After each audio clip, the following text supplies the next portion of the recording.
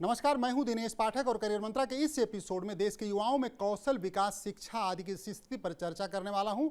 अब समय आ गया है कि हम केवल सरकारों के भरोसे न रहें, खुद भी आगे आएं। सरकारों की जिम्मेदारी है कि वे देश के लिए अपने पास उपलब्ध युवा शक्ति का इस्तेमाल करने को इनमें जरूरी कौशल विकसित करने हेतु ठोस प्रयास करें। इंडिया स्किल रिपोर्ट 2022 बताती है कि भारत के 48.7% शिक्षित युवा ही रोजगार के योग्य हैं। यह अच्छी बात नहीं है, हमें कुछ ठोस कदम उठाने होंगे। सतत विकास लक्ष्यों की निगरानी प्रक्रिया के तहत राष्ट्रीय नमूना सर्वेक्षण कार्यालय ने जनवरी 2020 से अगस्त 2021 के बीच 2,76,409 भारतीय परिवारों में एक सर्वेक्षण किया। हाल में जारी उस सर्वे रिपोर्ट में कई मुद्दों पर दिलचस्प आंकड़े सामने आए हैं। 15 से 24 वर्ष की आयु के युवाओं पर कुछ तथ्य दिए जा रहे हैं। युवाओं का एक बड़ा हिस्सा ऑनलाइन काम करने या अध्ययन करने के लिए तैयार नहीं है। 15 से 24 आयु वर्ग के लगभग 27% लोग ही ईमेल के साथ कोई डॉक्यूमेंट अटैच कर भेज सकते हैं। इसी आयु वर्ग की ग्रामीण महिलाओं के लिए यह आंकड़ा सिर्फ 15.9% है और शहरी 43.3% है। केरल में इसी युवा के आयु के 73.5% ग्रामीण पुरुष ईमेल के साथ डॉक्यूमेंट अटैच करने में सक्षम है। असम में यह आंकड़ा 14.4% और उत्तर प्रदेश में 13.2% है। तमिलनाडु में यही आंकड़ा 49.9% है, लेकिन 76% शहरी पुरुष डॉक्यूमेंट अटैच कर सकते हैं। ग्रामीण भारत में 15 से 24 आयु वर्ग की युवा लड़कियों की स्थिति भारी असमानताओं को दिखाती है। केरल में 74.1% युवतियां फाइल संलग्न कर ईमेल भेज सकती हैं, लेकिन ग्रामीण असम में यही आंकड़ा मात्र 9.7% है।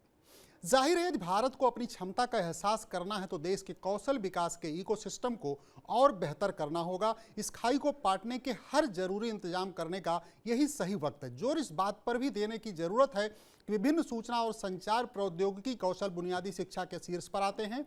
केवल मोबाइल फोन आईसीटी कौशल का प्रमाण नहीं होता। आज आईसीटी कौशल की कामकाजी दुनिया में मांग है। हमें स्कूल में ही ये जरूरी इंतजाम करने होंगे।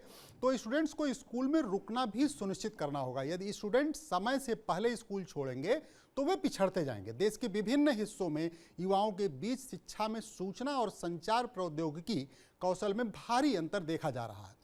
युवा आबादी के साथ भारत आने वाले वर्षों में सबसे तेजी से बढ़ती प्रमुख अर्थव्यवस्था बनने की राह पर है, जबकि बुजुर्गों की आबादी वाले चीन में वर्षों के तेज विस्तार के बाद अब अर्थव्यवस्था में धीमी वृद्धि दिखने लगी है। इसका हमें लाभ उठाना होगा।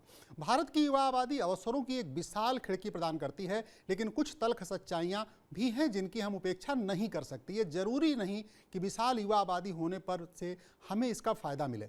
इसके लिए हमें अपने युवाओं पर निवेश करने की जरूरत है। हमारे देश में डिजिटल विभाजन सबसे प्रमुख मुद्दों में से एक है और शहरों में गांव में रहने वाले लोगों, पुरुषों और महिलाओं के बीच और देश के विभिन्न इलाकों में सूचना एवं संचार प्रौद्योगिकी कौशल के क्षेत्र में इस विभाजन को देखा जा सकता है। राष्ट्रीय नमूना सर्वेक्षण कार्यालय सर्वेक्षण कई अन्य संकेतक भी प्रदान करता है। ये सभी बताते हैं कि सभी युवाओं के लिए समान अवसर उपलब्ध नहीं है। यह उन अवसरों में परिलक्षित होगा जिनका वे कामकाजी दुनिया में लाभ उठा सकते हैं। इसके पीछे कई कारण हैं। निर्धन राज्यों में हर परिवार के पास कंप्यूटर या एक से अधिक सेलफोन नहीं होते हैं। इन उपकरणों तक पहुंच भारतीय युवाओं के बीच आईसीटी कौशल में भारी असमानताओं का एक कारण हो सकती है। शिक्षा तक पहुंच में भी भारी अंतर है। ये नवीनतम आंकड़े अंतराल को पाटने की जरूरत को आधिकारिक स्वीकृति देते हैं। वर्ष 2022 की ही एक और रिपोर्ट में डिजिटल परिवर्तन के लिए भारत सरकार के प्रमुख कार्यक्रम डिजिटल इंडिया मिशन को रेखांकित किया गया है, लेकिन इस रिपोर्ट में कुछ प्रमुख चुनौतियों को भी रेखांकित किया गया है। कहा गया है कि वर्ष 2020 में भारतीय कंपनियों ने कौशल की कमी को अपनी सबसे बड़ी बाधा माना था, जो उनके द्वारा महसूस की गई चुनौतियों का 34% है। वर्ष 2022 में यह बढ़कर 60% हो गया। उदाहरण के लिए गार्टनर के एक अध्ययन में पाया गया है कि भारतीय आईटी उद्योग अब प्रतिभा की कमी को उभरती प्रौद्योगिकियों को अपनाने के लिए सबसे महत्वपूर्ण बाधा के रूप में देखता है, जबकि इस क्षेत्र में 2024 के बाद 20 गुना मांग बढ़ने की उम्मीद है। ये रिपोर्ट डिजिटल कौशल अंतर को तत्काल खत्म करने की आवश्यकता पर बल देती है। अगर भारत के युवा और सरकारें इसे प्राथमिकता पर लेती हैं और तदनुरूप रिजल्ट आने लगे तो भारत की तस्वीर जुदा होगी, और ये हम सब चाहते हैं। लेकिन पहल सरकारों को करना होगा, क्योंकि इस दिशा में किए जा रहे प्रयास अभी नाकाफी हैं। नमस्कार।